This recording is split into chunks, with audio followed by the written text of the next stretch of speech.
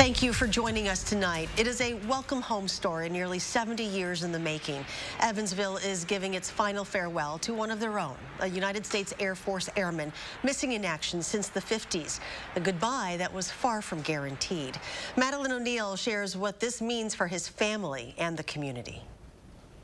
I'm excited about the fact that there is this turnout. Time seems to move more slowly when we're waiting. When what you're anticipating never comes.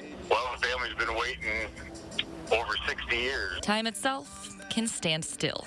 It's just as fresh today as it was then, I think, for them.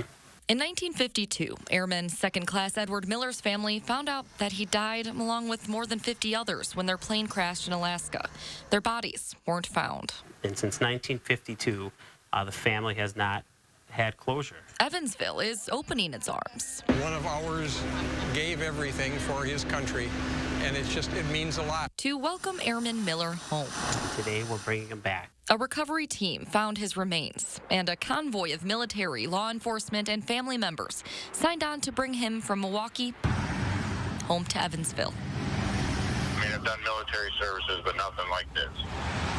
Included in the motorcade is Mayor Bill Hurtley. Small town USA. They come out to help everyone all the time for all different kinds of reasons. This is just something else that's a little bit more special. Evansville has got a deep connection to history, so it's really nice to, I guess, find out that we even have more connection with history than I think we all may have thought. That history was taken into account when planning Miller's final trip. In 1952, there was no Highway 14.